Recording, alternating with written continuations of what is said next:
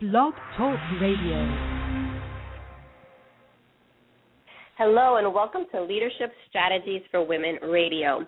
My name is Ellie Nieves and I'm a women's leadership speaker, writer, and coach, and I'm also the founder and president of Leadership Strategies for Women. I work with and speak for companies, organizations, and associations that want to develop their emerging leaders into effective managers and executives. I also coach women who want to achieve more both personally and professionally.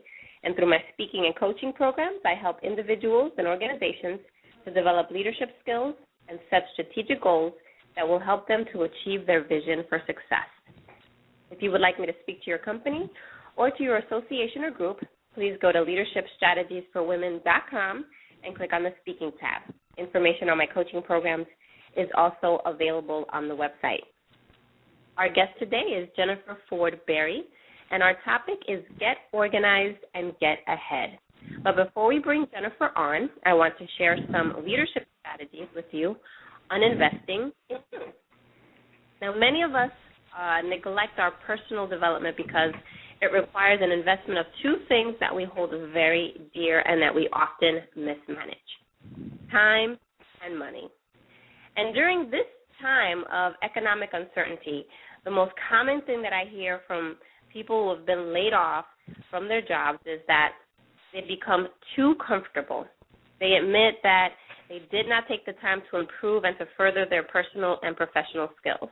And as a result, not only had they not become indispensable to their employers, but they found that it was also difficult to get back in the game and to bounce back in the job market. The bottom line is that if you want to advance in your career, personal and professional development are not only important, they're necessary. And I'm going to share with you 3 tools that can help you to jumpstart your professional and personal development plan. One thing that you can consider is mentoring. Mentoring is very, very important. A mentoring relationship can take your career to the next level. Aligning yourself with someone who has already achieved success and is willing to share insights can really accelerate your professional growth. Mentors come in all shapes and sizes. A mentor can be someone who guides you through a one-time event. It could be someone who helps you through a transition, or just someone who is there and standing alongside you throughout your career. And there are some questions that you should ask yourself when you're looking for a mentor. For example, does the person have a record of career success? Is the person well regarded by his or her peers? Does the person have a track record of nurturing emerging leaders? Is the person willing to invest his or her time sharing personal experiences with you? And is the person willing to share connections and other resources? A second thing you should consider is coaching. A coaching relationship can also take your career to the next level. Coaching will require that you invest both time and money. Coaching offers you a personalized approach that can help you align your goals with your values and can keep you focused on achieving your best. A coach can provide encouragement, focus, honest feedback, structure, and accountability that you really do need during your track record in helping you develop yourself personally and professionally. And a coach can help you to identify any obstacles that interfere with achieving your goals. So when you look for a coach, make sure that the coach is certified by a reputable institution or has a success track record in their own career. Also, take the time to interview the coach to make sure that you have a good rapport. And lastly, another thing that you should consider when it comes to personal development is, seminars, webinars, and books. If you have a limited budget and have limited time, you may want to consider these options. Although they're not tailored to your specific needs like mentoring and coaching are, these tools do provide you with those on-the-go resources that can suit your schedule and can allow you to stretch your mind in new ways. So don't wait any longer. You'll be much more successful in your career and in your personal life if you make it a priority to invest on your personal and professional development. So the topic of our program today is Get Organized and Get Ahead. Our guest is Jennifer Ford Berry. And Jennifer is an organizational expert, a best-selling author, entrepreneur, and a speaker. Her first book, Organize Now, a week-by-week guide to simplify your space and organize your life, has sold over 175,000 copies worldwide. And Jennifer has recently published Organize Now, 12-month home and activity planner, and Organize Now, Your Money, Business, and Career. Jennifer is a graduate of Florida Atlantic University in Boca Raton, Florida. She resides in Western New York, where she continues to work hands-on with her clients, helping them to eliminate clutter and live their dreams. Jennifer, welcome to the show. Thank you so much, Ellie. I'm so excited to be here. Well, I'm really excited to have you on the show. Before you and I met, I had purchased your book last year for myself and for my mom as a gift. And I just think it's an outstanding book, and just was really blessed several months afterwards to have met you through a call actually on the National Association of Christian Women Entrepreneurs, of which I am a member, and you were a speaker for. Mhm. So I'm just excited to have you on. Group. Yeah, so I really would love to start off the interview by asking you about your background, and if you could just share a little bit more about yourself with our listeners. Sure. Basically, like you mentioned, I graduated from FAU in Boca, and I graduated planning on following a business career, marketing, advertising, and that's what I did when I first was newly a new graduate. I got into radio sales and advertising and worked for a couple of big corporations, and after ended up moving to Charlotte, North Carolina. But about the time that I became a mom for the first time, I ended up getting laid off of my job. And at first I was pretty excited because I was getting paid unemployment to stay home with my, at that point, she was about 3 months old. And I was, just excited to be a mom. But about, I would say 6 weeks, 8 weeks into it, I really thought I need to still do something with career-wise, and I loved being home, but I also wanted to have that work that I was passionate about. And I decided, after a lot of thinking and a lot of looking inside of myself, that I was going to try to do something that I was passionate about. And I wasn't quite sure what that was at the time, but I kept asking myself, what am I passionate about? What would I love to do every day when I woke up? And long story short, that answer was organizing. So that's pretty much how it started. Well, and at the time, everyone was kind of thinking, what is a professional organizer? It was a new trend. Not a lot of them were out there, but I figured I should just, try to follow my heart and see where it led, and basically started the business from the ground up and tried to get clients from the Charlotte area and use my connections and went from there. So how did you get to that place? How did you know that was it, that it was going to be organizing? Really, it's funny because there's an old book. I don't know if anyone out there has read it, but it's called Do What You Love and the Money Will Come. And I always joke that when I first started reading it, I thought it was a nice fairy tale, but had a hard time believing it to be true because I was from such a corporate background, working for, a company and, many, many, many tiers down from the boss or the owner. So it was kind of hard for me to imagine at first, but in that book, it basically teaches you that if you do what you love, you will make money. And even though I kept, every time I said, what do I love the most? What do I feel like is my gift? What is my calling? It was, what have I been passionate about since I was a child? It was organizing. And it was kind of a funny answer, like I mentioned at the time, because it wasn't as prevalent as it is now. And but that was the answer I kept getting. Wow. And what were two of the toughest obstacles or challenges that you had to overcome in establishing your business? I think first off, it was the fact that I needed to educate people on what my service would be and, explaining what a professional organizer did and why they needed somebody like me in their life and how I would change their life. But it was also really deciding what was going to be my niche and how I was going to be different from other organizers. And, after I became really clear, which wasn't at first, but clear about how I was going to be different from everybody else, that's when things really started moving at a rapid pace. Okay. And now that you're a best-selling author, what came first? Was it the business or was it the book? It was definitely the business. And, and good thing that it was, because all of those clients along the way really taught me, I was really learning and doing research every single day at work without even realizing it.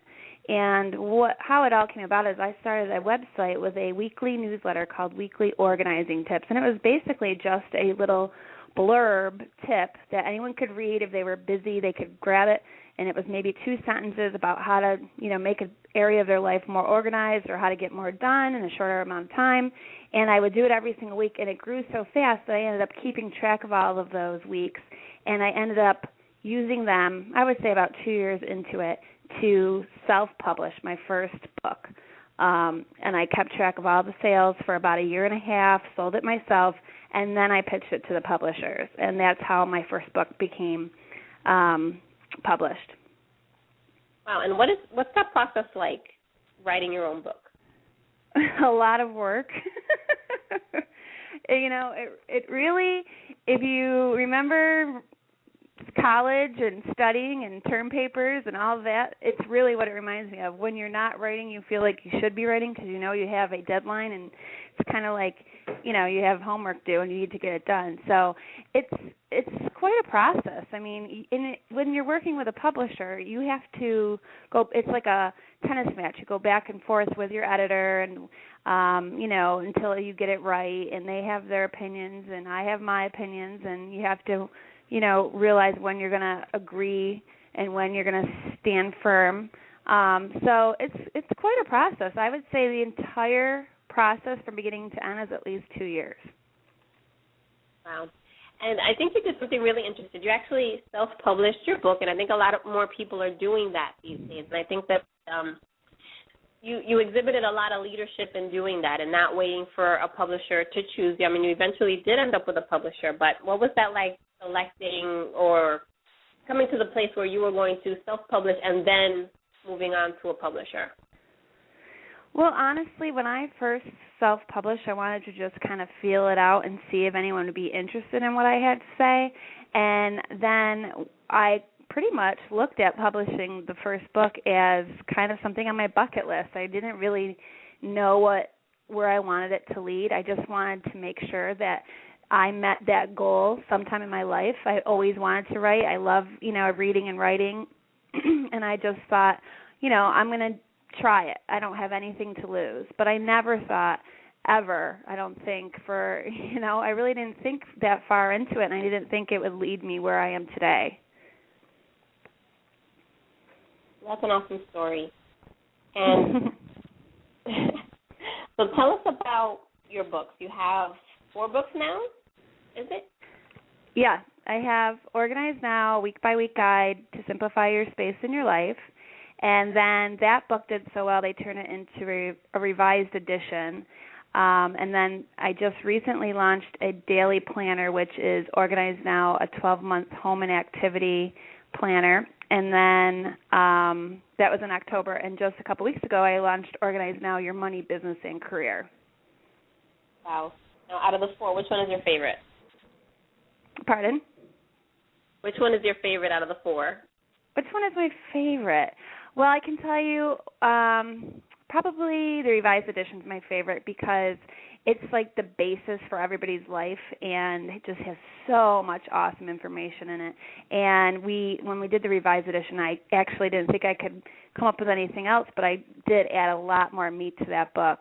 But on the other hand, the money and business book, I learned so much writing that book because I had to interview and spend time with experts in various fields of money and business. So I learned so much, and that, was a great experience too. Awesome. That's great. I love the revised edition too. That's actually the book that I purchased last year for Christmas. I bought a copy for myself and for my mom. And I love just the first section. It talks about organizing yourself. And you have topics like organize your mind and life vision, organize your priorities, organize your schedule, and organize your cleaning schedule. Can you tell us a little bit about organizing your mind and your life vision? Yeah, that is people forget about that part. They just want to organize their closets and their kitchen cupboards. But really, you have to. I teach organizing a little different, where I really think it's a lifestyle, and it's something that starts on the inside and then works its way out into actual spaces. So when I'm talking about organizing your mind, I'm talking about, first of all, two things. Clearing the clutter, which when you're talking internally, it could be anything from baggage from a past relationship, voices from childhood, maybe our insecurities, or it's just a voice saying you're not good enough or you could do better. It can also be anxiety or depression, just anything that's keeping you from living your dream and keeping you in that chaotic feeling where you just can't get ahead. And that's something that, needs to be cleared out first before you move forward if you're going to take on this process in your life. And the life vision, is something that's really the first step, because I believe that if you don't have, a vision basically for me is a snapshot of what your life would be like if it could be anything. And first of all, you have to believe that you can be anything. And then secondly, you have to ask yourself, what would I be, and where would I work, and where would I live, and what would I do? And those are the exact questions I was asking myself when I was, veering from the corporate world to this passion of mine. So you really want to ask yourself all those questions. There's a whole list in the book, but when you get clear about where you're going and where you want to be, then everything else starts to fall into place. And after that process is when you clear the clutter in your external environment to kind of make room for those dreams coming true and making it easy to get through the day and not wasting time and not losing things and all those other things that come with clutter. That's great. We also talk about organizing your priorities. What is the process that you outline for that? Well, it's so funny because I often joke about the fact that if I met you on the street and I said, hey, Ellie, and we're just going to use you as an example, but hey, what are your priorities, or what are your top 5 priorities? You might, most likely just rattle them right off. And I find that most people automatically will say, oh, my family, my career, my health, and they'll just rattle off these priorities. But then I'll say, okay, how are you actually living those priorities? How are you working them into your everyday life? And then they stop and say, well, maybe I'm not really doing that. Like, for example, if a priority is to be a really, say a really good friend, but you haven't called your best friend to have a cup of coffee in 2 months, that's what I'm talking about, where it's kind of not as important to you as you say it is.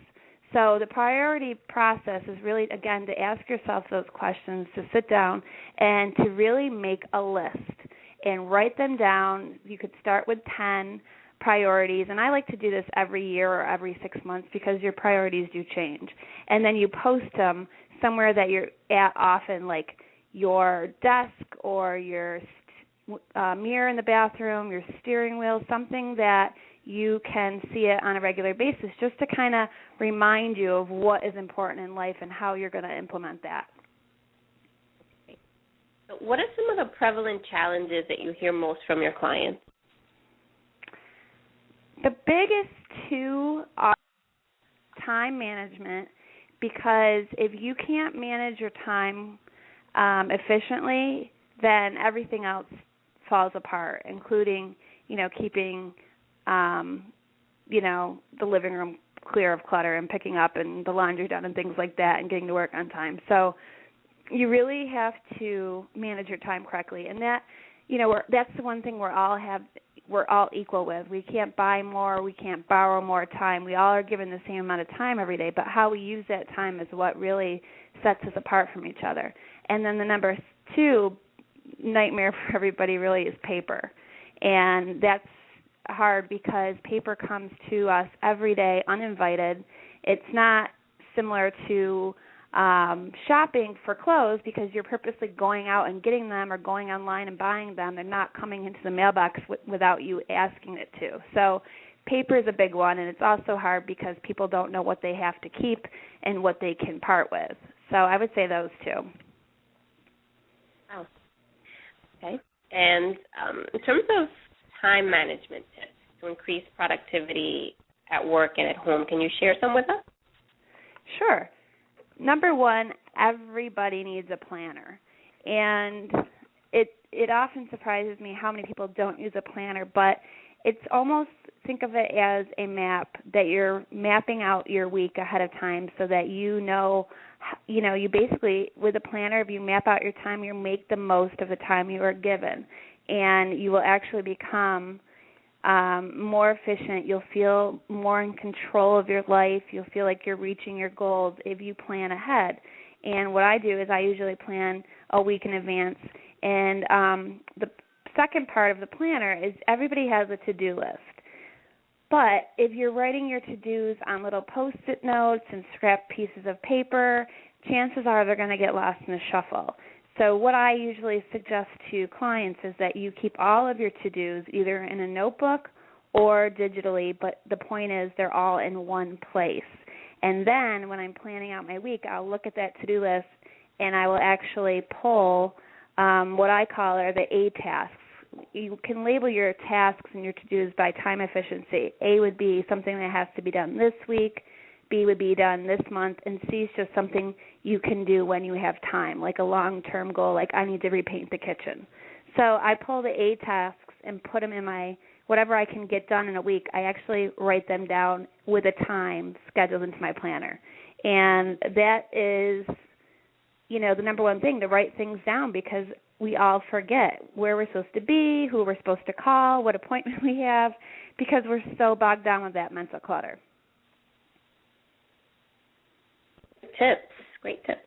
And now, I think, especially as we get closer to tax season, one of the issues that we always are concerned about is just our financial documentation. Can you share some techniques for organizing financial goals and records? Yes. Well, first of all, when you're talking about goals, again, you wanna write things down and map it out so that you can keep referring back to it. So say, for example, you want to go out to dinner Friday and Saturday night, and you look at that goal, I want to pay off credit card number 1. It's a nice reminder of where you're headed. And as far as tax season and any really financial situations, don't procrastinate, because it's so much stress when you put things off, and then they're due. So you want to have actual homes for every piece of paper, every financial document that you have to keep track of, already set up so that you can use it throughout the year and not waiting, and then you have a huge pile at the, in April, you have a huge pile and you can't, decipher what's what. So set up the homes ahead of time and keep up with it throughout the year. Great advice. And now, Jennifer, how do you manage? I mean, you're a wife, you're a mother, and a businesswoman. How do you hold it all together? I would say the two things, and it's kind of, I'm kind of saying the same thing, but I cannot live without my planner at all, and I do use my own. And also, I don't procrastinate. I'm constantly planning ahead. I don't wait till the last minute, and I think that's what keeps me sane, because I do have so much to juggle. But, really everybody has a lot to juggle in just different ways. But I just constantly, I write everything down, I look ahead, I plan. I really don't waste time. And I can't waste time. There's just too much I'm responsible for that if I was wasting time, I wouldn't, be where I am today. So I think those are the two things, to not procrastinate and to use your planner. And if you, say, for example, you have to sit down and get some paperwork done or, pay bills or things like that you don't really want to do, but it has to be done, I make it fun. I play music, I light a candle, whatever energizes me. I'll get a cup of coffee or a cup of tea, and I just knock it out. So you want to kind of get as many tools in place before you sit down and start. Good stuff. So, Jennifer, what's next for you? So much.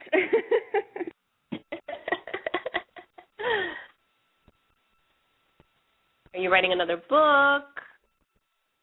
When you take control of, trying to work toward dreams, then it gets easier. And there's a little help here and there, and the universe kind of says, okay, you're following your calling, you're following your passion, and now I'm just going to open all the doors wide open. And it's like you have to just realize that once you start the process, the sky is the limit. And for me, one dream achieved leads to another and another. So right now, what I'm really,